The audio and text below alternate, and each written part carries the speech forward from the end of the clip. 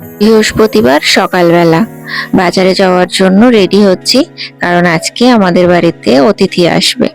সেটা তো তোমরা কালকেই দেখে নিয়েছো। আর বাজারে যাওয়ার সময় ভিডিও করতে পারিনি, কিছু ফটো তুলেছিলাম, সেটাই তোমাদের সাথে শেয়ার করছি। তো দেখো বাজারে গেছি, দোকানে গেছি, বাড়ি এসে ঘর গুছিয়ে নিচ্ছি। আর বাড়িতে অতিথি আসলে ঘর তো গুছাতেই হয়, কারণ সব সময় তো আমরা পরিপাটি হয়ে থাকি না যখন নিজেরা থাকি। তো ঘরগুলো গুছিয়ে নিয়ে ভালো করে ঝাড় দিয়ে পরিষ্কার করে নিচ্ছি।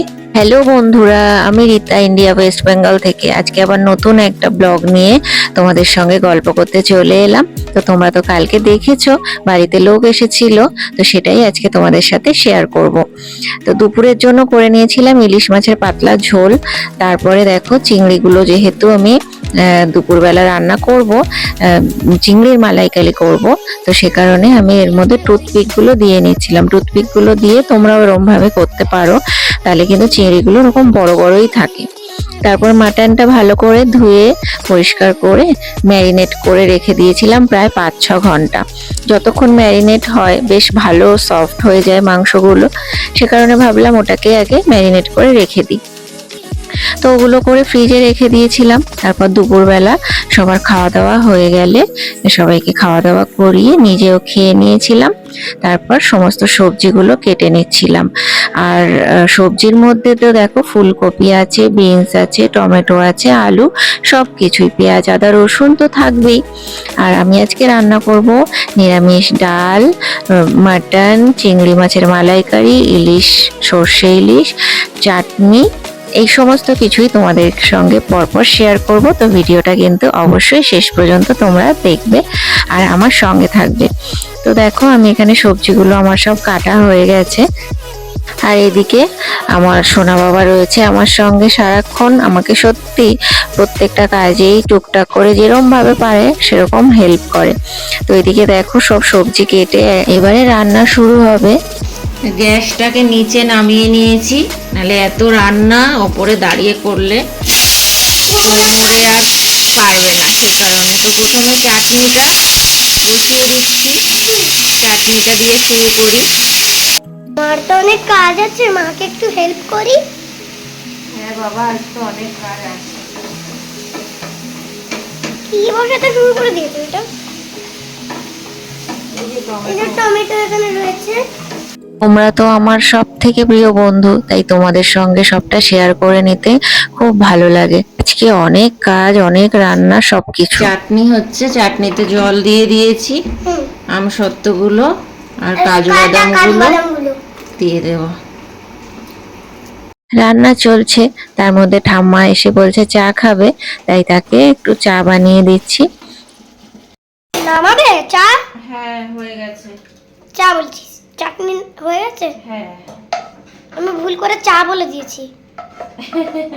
সবজি ডালের জন্য এই যে দেখো গাজর আর বিনস ভাজতে বসিয়ে দিয়েছি। এবার ডালটা বসাবো, আগে ভেজে নিই সব সবজি ভালো করে। তোমরা দেখতে থাকো লাস্ট পর্যন্ত, ভিডিওটা কিন্তু দেখতে হবে। হ্যাঁ, ঠিক আছে। আজকে আমি কি কি রান্না করলাম, কে আসবে আমাদের বাড়িতে, সবটা তোমাদের সাথে শেয়ার করব।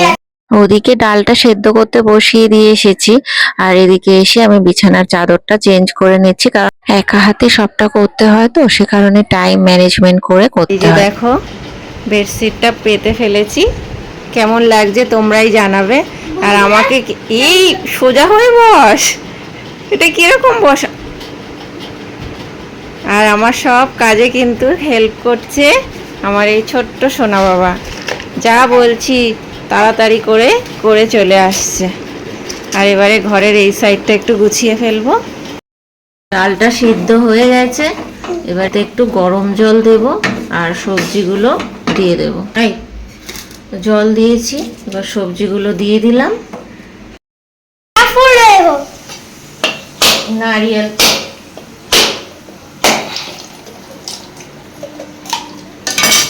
আচ্ছা ওয়া দেখ, আলুটা ভাজতে বসিয়ে দিয়েছি, ততক্ষণে আমি একটা কাজ করব, তোমরা সেটা দেখো। তেলটা আমি এভাবে পুড়িয়ে নিয়েছি, এর থেকে নারকেলটা বার করব। দেখো তো, দেখো এরকম ভাবে ছাড়িয়ে নিয়েছি নারকেল। এবারে এটার থেকে দুধ বার করে নেব। করে নিয়েছো? এই তো দেখ হয়ে গেছে। এবার এটা থেকে দুধ বার করে নেব, নিলেই কমপ্লিট। চিংড়ি মালাইকারির জন্য নুন হলুদ দিয়ে চিংড়িটা মেখে নিয়েছি। এবার হালকা একটুখানি ফ্রাই করে নেব। মা লেজও আছে মা। হ্যাঁ, গ্রেভিটা বানানোর জন্য প্রথমে একটু গোটা গরম মশলা ফোড়নে দিয়ে দিলাম। হ্যাঁ, তো দেখো বন্ধুরা, এবারে দিয়ে দেবো পেঁয়াজ বাটা।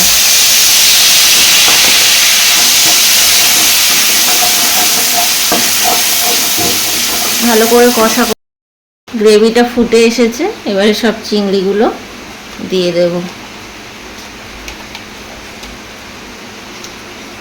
রান্না করতে আমার বেশ ভালোই লাগে।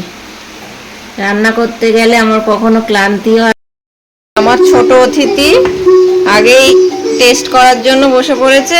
নাও খাও, দেখো কেমন হয়েছে, খেয়ে বলো কেমন হয়েছে। ভালো, খেয়ে নাও। সর্ষে ইলিশ বসাবো। এবারে সর্ষে ইলিশের জন্য দেখো প্রথমে আমি কাঁচা লঙ্কা আর কালো জিরে ফোড়ন দিয়ে দিয়েছি। এটা তার মধ্যে আমি দেব 3টে মশলা নিয়ে নিয়েছি, এটাকে আমি পেস্ট করে নেব। এর মধ্যে এটা দিয়ে দেবো। হয়ে এসেছে। এবারে আমি দিয়ে দেবো কালো সর্ষে, সাদা সর্ষে আর কাঁচা লঙ্কা বাটা। এটা দিয়ে একটু হালকা কষিয়ে নেব। গ্রেভিটা ফুটে গেছে। এবারে মাছগুলো দিয়ে দেব।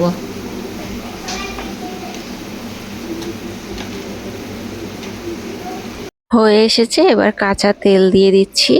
কাঁচা তেল আর কাঁচা লঙ্কা দুটো তিনটে যেরকম পারবে সেরকম দিয়ে দেবে। আর এইভাবে রান্না করে দেখো, এত সুন্দর টেস্ট হয়েছে, যেটা তো আমি বললে তোমরা বুঝতে পারবে না। রান্না করে অবশ্যই খেয়ে দেখতে হবে।